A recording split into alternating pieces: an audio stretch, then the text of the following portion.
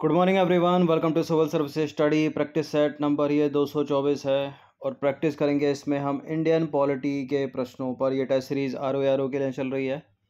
इस test series की playlist बना रखी है, वहाँ पर आप टेस्ट नंबर 1 से लेकर 224 तक पहुँच सकते हैं। डिस्क्रिप्शन बॉक्स में लिंक है उसका। तो चलिए स्टार्ट करते हैं आज का पहला टेस्ट। निम्नलिखित में से कौन सी जोड़ी सही सुमेलित है? केवल एक ही करेक्टली मैच होगा और 3 जो है इनकरेक्टली।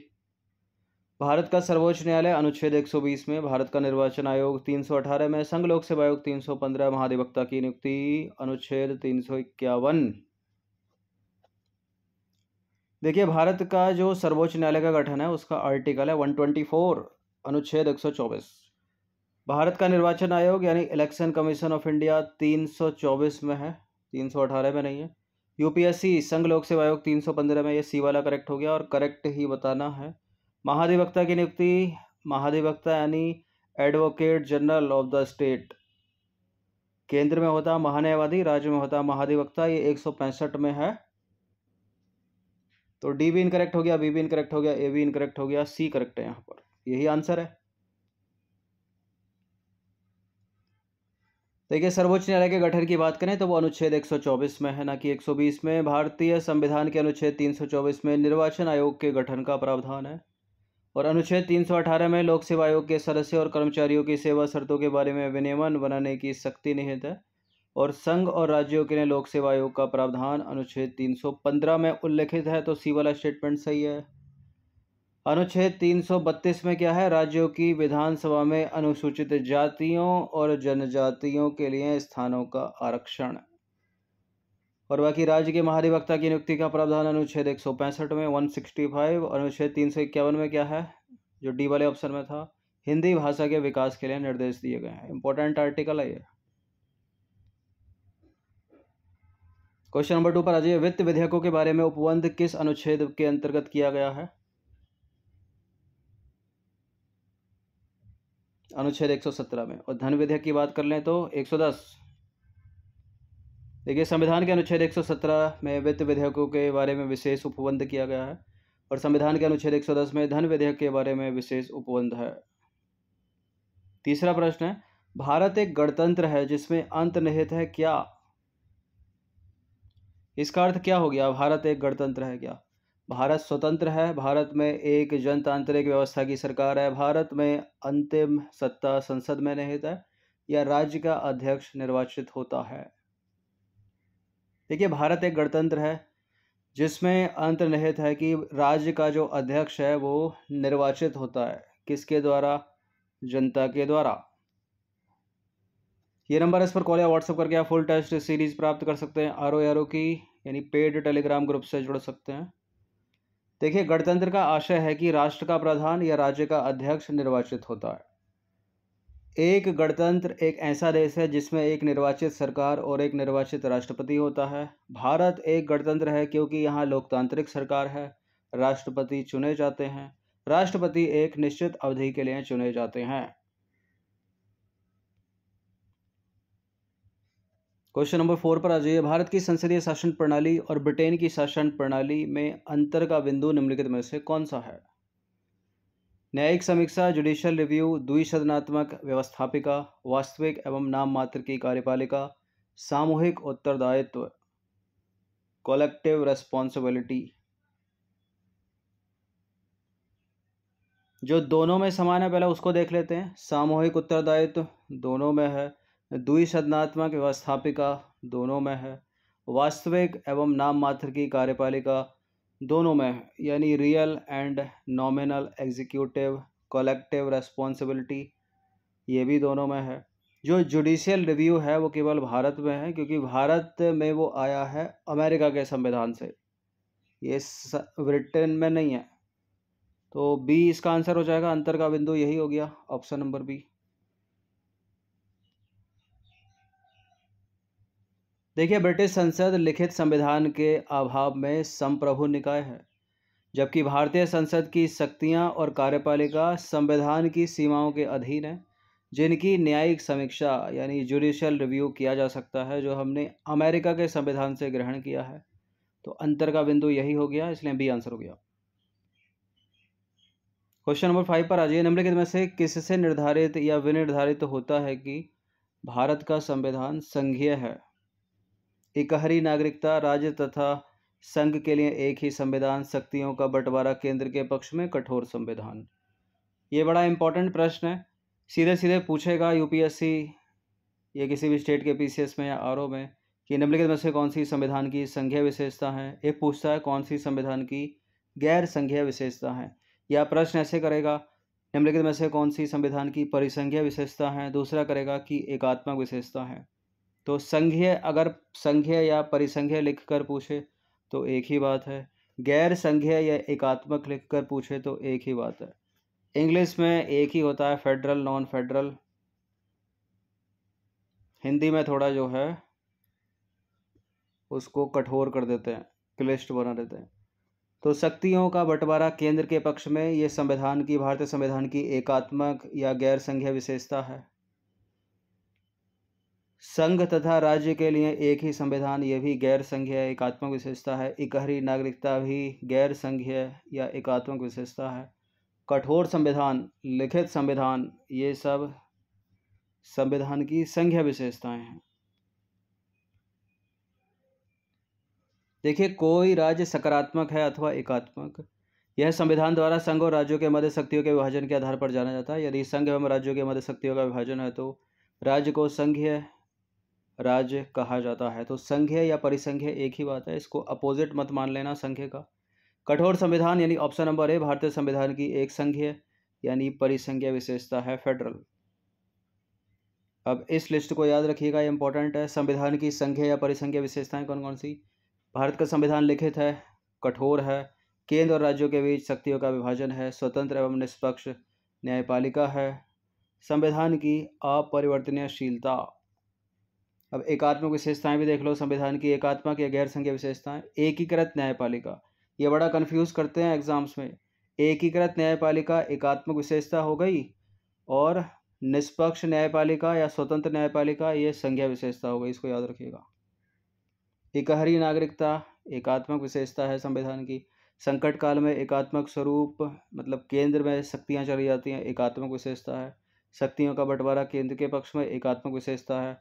संघ तथा राज्य के लिए एक ही संविधान, एकात्मक विशेषता है। केंद्र सरकार को राज्यों की सीमा परिवर्तित करने का अधिकार है, इकहरी विशेषता है। राज्यों में राज्यपाल की नियुक्ति, ठीक है, सेंट्रल गवर्नमेंट करती है ना, ये भी गैर संघीय विशेषता हो गई। राज्य विधानमंडलों द्वारा पारित कानूनों को राष्ट्रपति की स्वीकृति के लिए आरक्षित रखने का जो राज्यपाल का अधिकार है, ये भी गैर संघीय विशेषता हो गई, यानी एकात्मक विशेषता हो गई। राज्य सूची के विषय पर सेंट्रल गवर्नमेंट कानून बना सकती है, ये भी एकात्मक विशेषता हो गई। तो इनको या तो लिख लिख कर याद कर लीजिएगा या वैसे ही पढ़ लीजिएगा अलग अलग करके, ये इंपॉर्टेंट है, पूछा जाता है। नंबर 6 पर आ जाइए। निम्नलिखित में से किस वर्ष जनगण मन को भारत में राष्ट्रगान के रूप में अपनाया गया? 1947, 1929, 1950, 1929, दो बार।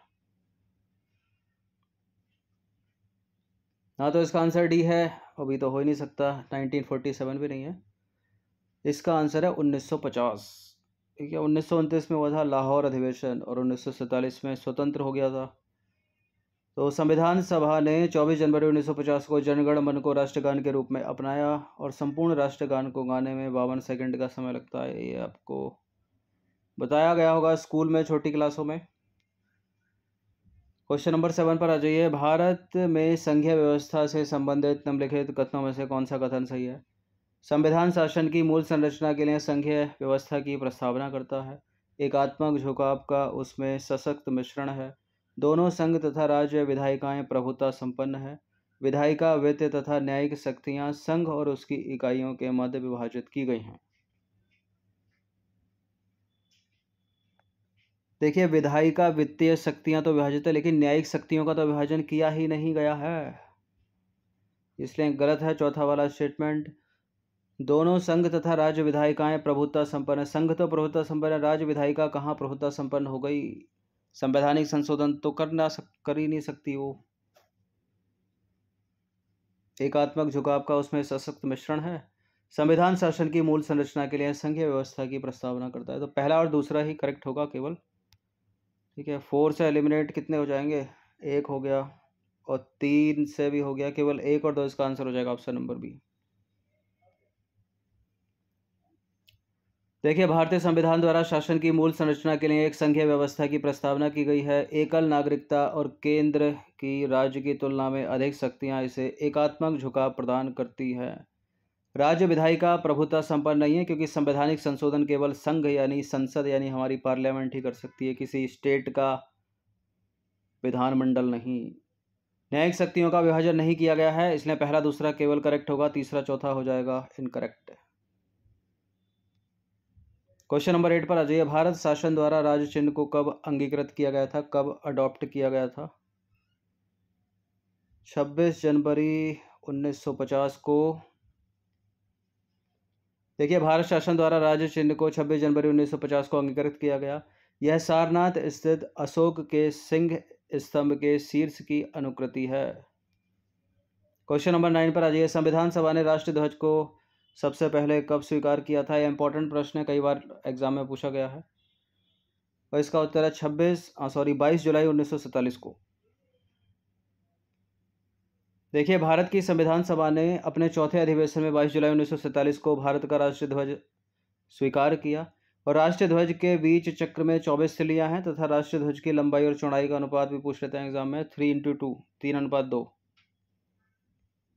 10वां प्रश्न, दो स्टेटमेंट वाला निम्नलिखित कथनों पर विचार करेंगे। भारतीय राष्ट्रीय पंचांग विक्रम संवत पर आधारित है और राष्ट्रीय पंचांग को 22 मार्च 1957 को अपनाया गया था। कौन सा इसमें करेक्ट होगा? भारतीय राष्ट्रीय पंचांग विक्रम नहीं शक संवत पर आधारित है और राष्ट्रीय पंचांग को 22 मार्च 1957 को अपनाया गया, केवल दूसरा वाला ही करेक्ट है, इसमें पहला वाला इनकरेक्ट है। देखिए, भारतीय राष्ट्रीय पंचांग शक संवत पर आधारित है, जिसका पहला महीना चैत्र है और सामान्य वर्ष 365 दिन का होता है। भारतीय राष्ट्रीय पंचांग को 22 मार्च 1957 को अपनाया गया। चैत्र का पहला दिन सामान्यतः 22 मार्च को और अधिवर्ष में 21 मार्च को पड़ता है। केंद्र शासित प्रदेश लक्षद्वीप के न्यायिक क्षेत्र का काम कौन सा न्यायालय करता है? Madras, Kochi, Calcutta, Bombay. Kochi high court, option number B. देखिए, केरल हाई कोर्ट जो है वो केरल और लक्षद्वीप का हाई कोर्ट है और केरल का हाई कोर्ट कोची में स्थित है। इसकी स्थापना हुई थी 1965 में। तो केरल को भी देखता है केंद्र शासित प्रदेश, लक्षद्वीप को भी देखता है। सर्वोच्च न्यायालय की जजों की संख्या को कौन बदल सकता है? सर्वोच्च न्यायालय के मुख्य न्यायाधीश, सुप्रीम कोर्ट की अधिसूचना, कानून द्वारा संसद, राष्ट्रपति का आदेश। इसका आंसर अभी पार्लियामेंट, कानून द्वारा संसद या संसद कानून बनाकर। देखिए, संसद को कानून बनाने का अधिकार है। संसद कानून द्वारा जजों की संख्या को बदल सकती है। प्रारंभ में सुप्रीम कोर्ट में केवल 7 जज थे। यह संख्या 1956 में 10 हो गई, 1960 में 13 हो गई, 1977 में 17 हो गई, 1985 में 25 हो गई, 2009 में 31 हो गई और वर्तमान में है 33+1 यानी 33 अन्य जज हैं और एक है चीफ जस्टिस ऑफ इंडिया। कौन है वर्तमान में? DY चंद्रचूड़। वर्तमान में 3 स्तरीय पंचायती प्रणाली कितनी संख्या के ऊपर वाले राज्यों में है? 15 लाख, 20 लाख, 25 लाख, 30 लाख। और त्रिस्तरीय पंचायती राज्य प्रणाली बलवंत राय मेहता समिति, ऑप्शन नंबर सी, 20 लाख। देखिए, 3 स्तरीय पंचायती राज्य प्रणाली यानी ग्राम पंचायत, पंचायत समिति और जिला पंचायत केवल उन्हीं राज्यों के लिए है जिनकी आबादी है 20 लाख से ऊपर। क्वेश्चन नंबर 14, 3 स्टेटमेंट वाला क्या कहता है? भारत में एक राज्य में कार्यकारी शक्ति के संदर्भ में निम्नलिखित में से कौन सा कथन सही होगा? राज्य की कार्यकारी शक्ति राज्यपाल में निहित है। राज्य में वास्तविक कार्यकारी प्राधिकरण मंत्रिपरिषद है यानी मुख्यमंत्री। और राज्य में सभी कार्यकारी निकायों को निर्णयों को मुख्यमंत्री के नाम पर किया जाता है, यानी स्टेट के सारे एग्जीक्यूटिव वर्क मुख्यमंत्री के नाम से चलेंगे, गवर्नर के नाम से चलेंगे, गलत है। वास्तविक प्रधान तो CM ही हो गया, मंत्रिपरिषद हो गई और कार्यकारी शक्ति राज्यपाल में नहीं था तो उसी के नाम से चलेगी ना। तीसरा वाला गलत है। थर्ड को कर दो एलिमिनेट, केवल एक कर दो और यही चीज सेंट्रल में होगी तो प्रेसिडेंट। तो तीसरा कथन सही नहीं है, क्योंकि राज्य में कार्यकारी निर्णय राज्यपाल के द्वारा लिए जाते हैं और केंद्र सरकार के सभी कार्यकारी काम राष्ट्रपति के नाम से चलते हैं। क्वेश्चन नंबर 15 बड़ा ही महत्वपूर्ण प्रश्न है ये, भाषाओं से संबंधित। भारत की निम्नलिखित आधिकारिक भाषाओं पर विचार कीजिए। सिंधी, नेपाली, बोडो, संथाली, डोगरी, मैथिली, नेपाली, कुकड़ी, मणिपुरी। आपको बताना है कि 71वां संविधान संशोधन जो 1992 में हुआ था, 8वीं अनुसूची में उपरोक्त में से कौन सी भाषाएं शामिल की गई? मूल संविधान जब बना था तो 14 भाषाएं थी। उसके बाद एक संविधान संशोधन हुआ, एक भाषा जोड़ी गई, 15 हो गई, फिर 3 जोड़ी गई, फिर 4 जोड़ी गई, फिर इस तरह से करते करते वो 22 हो गई। वर्तमान में कितनी भाषाएं हैं भारतीय संविधान की 8वीं अनुसूची में? 22 भाषाएं। तो 71वां संविधान संशोधन 1992 के द्वारा 8वीं अनुसूची में 3 भाषाओं को जोड़ा गया। कौन कौन सी हैं वो? कोकड़ी, मणिपुरी और नेपाली। तो दूसरा चौथा पकड़ लो, कहाँ पर है? बी है इसका आंसर। देखिए, मूल संविधान में 14 भाषाएं थी, बड़ा ही इंपॉर्टेंट है ये 3 लाइन्स। 21वें संविधान संशोधन के द्वारा 1967 में सिंधी भाषा को जोड़ा गया, 15 हो गई। 71वां संविधान संशोधन 1992 में 3 भाषाओं को और जोड़ा गया, मणिपुरी, कोकड़ी, नेपाली। तो 16, 17, 18 हो गई। फिर कुछ वर्षों के बाद 2003 में एक 92वां संविधान संशोधन हुआ, 4 भाषाएं और जोड़ी गई, 18, 4, 22 हो गई। कौन कौन सी? बोडो, डोगरी, संथाली, मैथिली। ठीक है, तो कब सिंधी भाषा जोड़ी गई? एक सवाल ये बनेगा, किस संविधान संशोधन से जोड़ी गई? एक प्रश्न ये बनेगा। मणिपुरी किस संविधान संशोधन से जोड़ी गई? ये तीनों को साइड करके पूछ लेगा 71वें के द्वारा। बोडो, डोगरी, संथाली, मैथिली कब जोड़ी गई? 92वां संविधान संशोधन 2003 में जोड़ी गई। तो प्रश्न कैसे भी बन सकता है। क्वेश्चन नंबर 6 पर आ जाइए। निम्नलिखित धार्मिक समुदाय पर विचार करना है। सिख, मुस्लिम, पारसी, बौद्ध। आपको बताना है कि किन्हें अल्पसंख्यकों का दर्जा प्राप्त है भारत में? माइनॉरिटीज। ये तो सारे ही हैं अल्पसंख्यक भारत में। तो 1, 2, 3, 4 डी। देखिए, भारत में मुस्लिम, ईसाई, जैन, सिख, बौद्ध, पारसी अल्पसंख्यक धार्मिक समुदाय हैं। 1, 2, 3, 4, 5, 6। चुनाव आयोग यानी इलेक्शन कमीशन ऑफ इंडिया के बारे में कौन सा सही है? यह स्वतंत्र और सांविधिक निकाय है, मतलब स्टैट्यूटरी बॉडी। ये तो कॉन्स्टिट्यूशनल बॉडी है, गलत है। चुनाव आयोग का सचिवालय कोलकाता में है। नई दिल्ली में क्या है? फिर गलत है, नई दिल्ली में है भाई। यह राजनीतिक दलों को मान्यता देने से संबंधित विवादों के मध्यस्थता के लिए एक अदालत के रूप में काम नहीं करता। ये तो खाली सिफारिश देता है, बाकी हाई कोर्ट है, सुप्रीम कोर्ट है, जाओ उसमें। देखिए, इसमें 6 वर्ष का कार्यकाल रखने वाले सदस्यों का समावेश होता है। 6 है या 5 वर्ष है? 6 वर्ष है, करेक्ट है, बी केवल। तो भारत निर्वाचन आयोग, जिसे चुनाव आयोग के नाम से भी जाना जाता है, एक स्वायत्त संवैधानिक निकाय है। ये कॉन्स्टिट्यूशनल बॉडी है, 324 में इसका प्रावधान है। और भारत में संघ और राज्य चुनाव प्रक्रियाओं का संचालन करता है। यह देश में लोकसभा के चुनाव, राज्यसभा के चुनाव, राज्य की विधानसभाओं के चुनाव, राष्ट्रपति उपराष्ट्रपति के चुनावों का संचालन करता है। आर्टिकल देख लें तो संविधान के अनुच्छेद 324 से लेकर 329 तक चुनाव आयोग और उसके सदस्यों की शक्तियां, कार्य, कार्यकाल, पात्रता आदि से संबंधित है। इसका सचिवालय नई दिल्ली में है। मुख्य निर्वाचन अधिकारी जो है वो IAS रैंक का अधिकारी होता है, जिसकी नियुक्ति भारत के राष्ट्रपति द्वारा की जाती है, तथा अन्य चुनाव आयुक्तों की नियुक्ति भी भारत के राष्ट्रपति द्वारा ही की जाती है। इनका कार्यकाल जो दूसरे वाले ऑप्शन में दिया था, 6 वर्ष या 65 वर्ष की आयु तक होता है। दोनों में से जो भी पहले पूरा हो जाए तब तक ये अपने पद पर बने रहते हैं। सारे स्टेटमेंट गलत हैं, केवल बी ही सही है।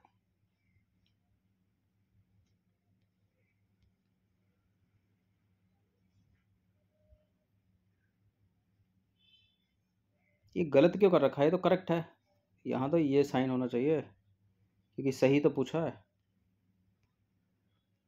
चलिए, अब आ जाइए क्वेश्चन नंबर 18 पर। निम्नलिखित संविधान के निम्नलिखित अनुच्छेदों पर ध्यान दीजिए और कौन सा इसमें सही मिलान किया गया है वो बताना है।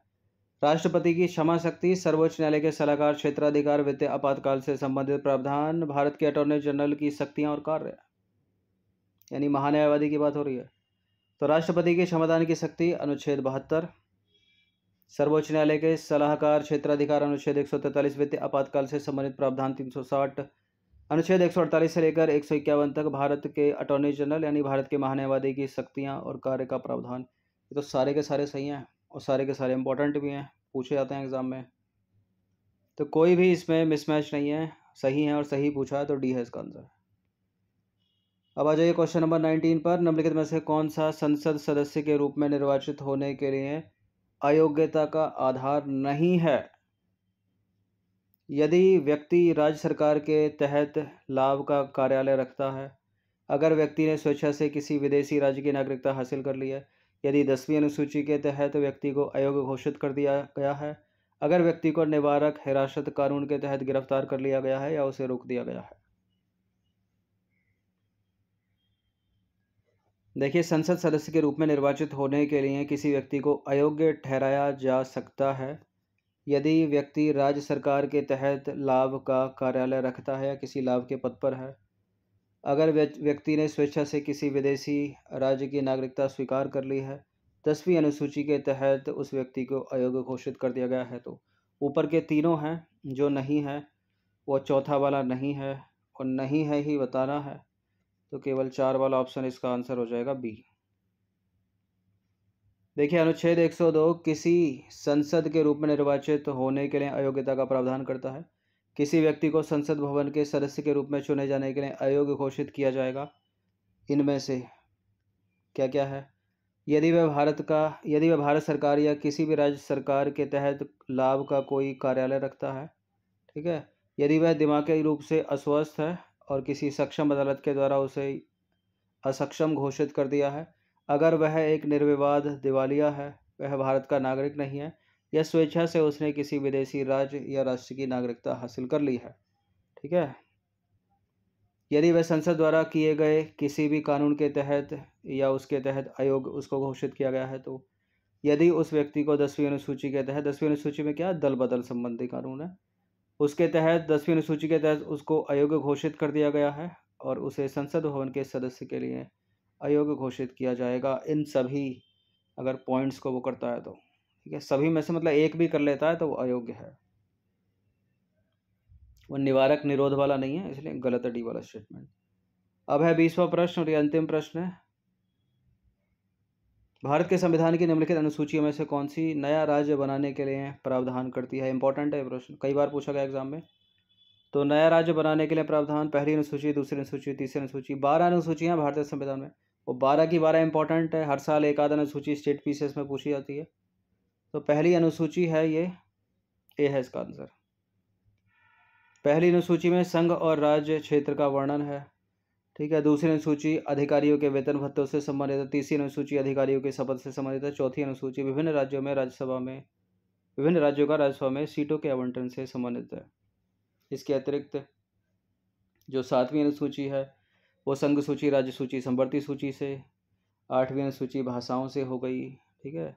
11वीं पंचायत से, 12वीं नगर पालिकाओं से। सारी की सारी लिख कर याद कर लीजिएगा, एग्ज़ाम में पूछी जाती हैं और आसानी से याद भी हो जाएंगी। किसी भी एग्ज़ाम में मिलेगी तो 1-2 नंबर तो पक्का ही हो जाएगा।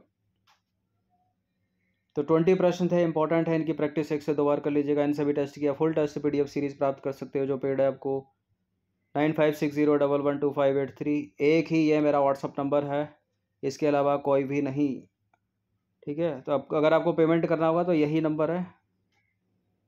बाकी सब्सक्राइब रखेगा सिविल सर्विसेज स्टडी चैनल को। धन्यवाद।